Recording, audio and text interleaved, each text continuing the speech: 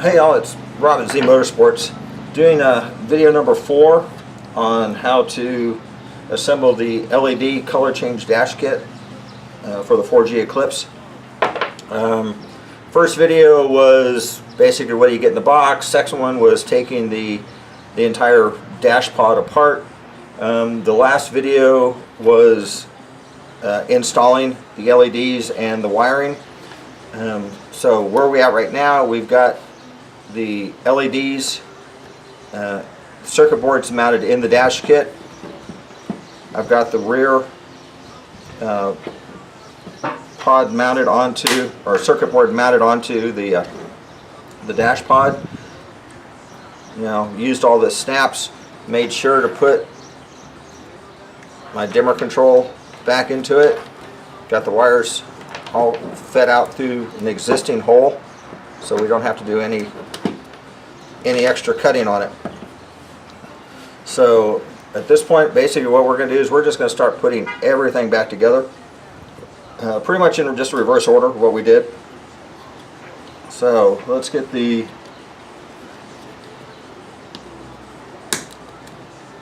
our silkscreen gauge displays back on. Remember, some of these had these little black rings. Some of them stayed on, and some of them came off as we were, or came separated or loose, whatever you want to call them. Didn't break. So if they were already on, they just snap in place. If they're not on, once you set your silk screen back in, the side that has the little clips on it goes down.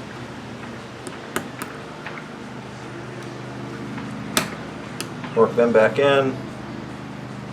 Again, none of this we want to, nothing at any time are we forcing anything. We're giving some pressure, but we're not forcing this sucker down in there, because you don't want to break pieces on your dash. I am also wiping everything off, so that way any dust that might have settled in the unit while we had it apart, or in the case of this one off of a previously wrecked Eclipse that was just had half the state of Texas dirt in it all on its own. We're wiping all those pieces. So once you've got the silk screen on, we want to put our dials. Now remember, we talked about where those dials needed to be set at. Well, in the process of moving all this around, you don't really know where everything is at. The potentiometers on it. Okay, see that one, if I spin it around to where it stops, it actually stops way over there. Okay, just because of where I put this on. So figure out where it comes around, stops, and then push the dial on around. And what that's doing is the dial is spinning on the shaft, but the shaft has already hit its stop point. So bring it around to where you need it to stop at before you set that gauge the rest of the way down. And make sure that it's still, don't push it to a point where it's not going to move. Okay, but you don't want it to, or you want it seated real well, but you don't want it pressured all the way up against so that the dial itself doesn't move.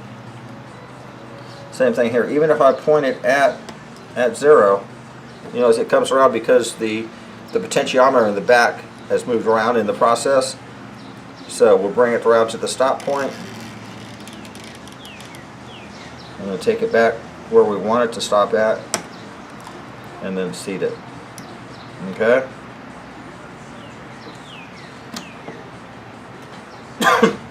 Same thing with our temp. Ease it on. Bring it around to where we want it to stop at, and then seat it. Okay. These seat a lot nicer than they came off.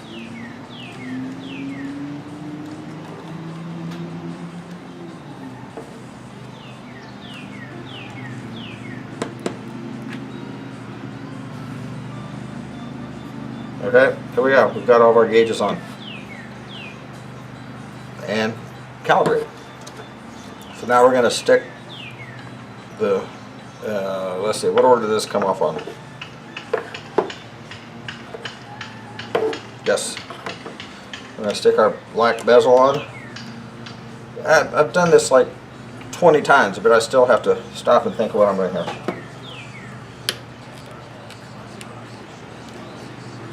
So ease it on, find all your, where your clips and alignment points are, and just work your way around it, make sure everything gets seated in.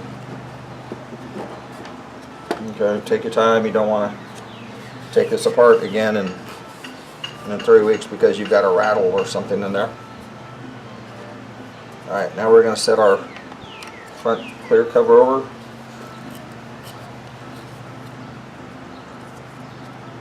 And again, watch out for that.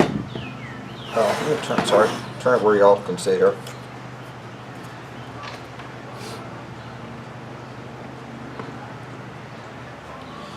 Get it down, line up all your clips.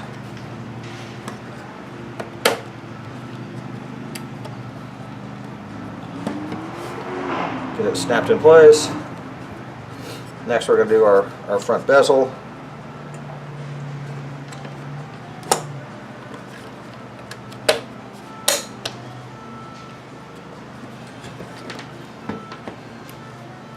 Get it all snapped in.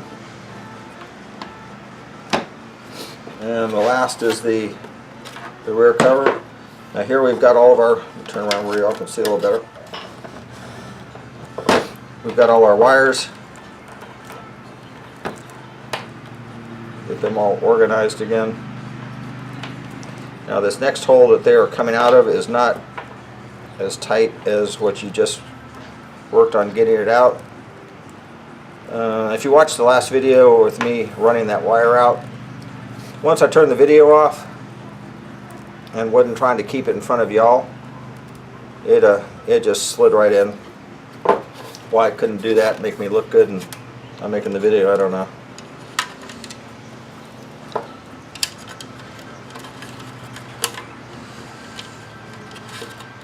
So we're feeding these out to that hole, which lines up there. Okay, this little half moon looking hole on the back side.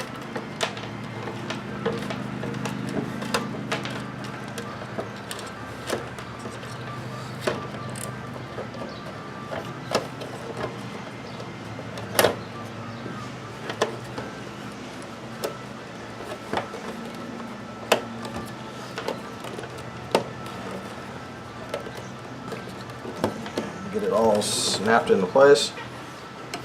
And we've got our 3 Phillips screws.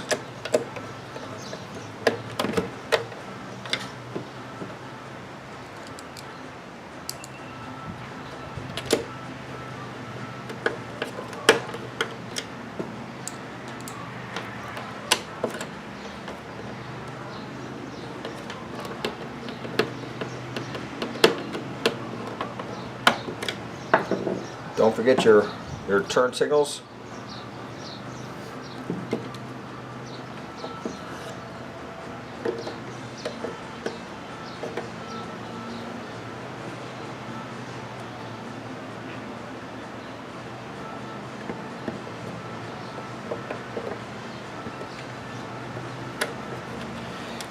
If I can get them in the hole.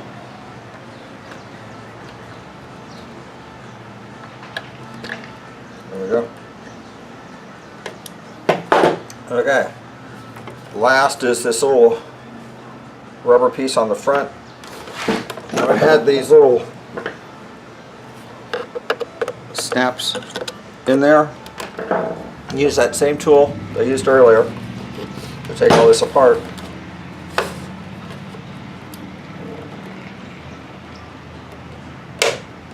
And work them up.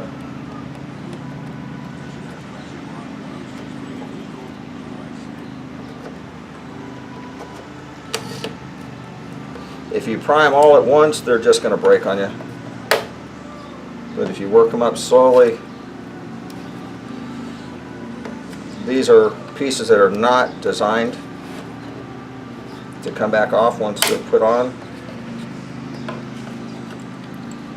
And that one ain't gonna come off.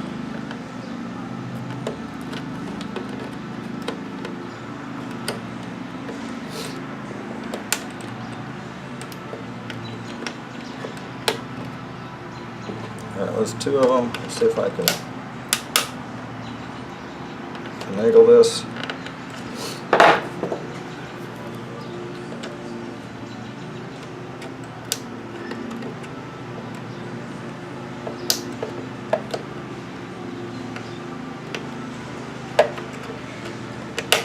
There we go. So yeah, once you take them off, then you can just set this back over the pins, and after all that struggle to take them off, push them back on.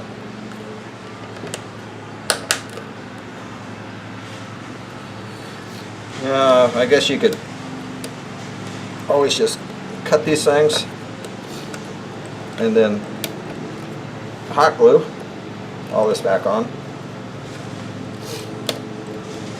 But every time I've chose to kind of work them off and put them on. I've had mine off 3 or 4 times, so they are reusable.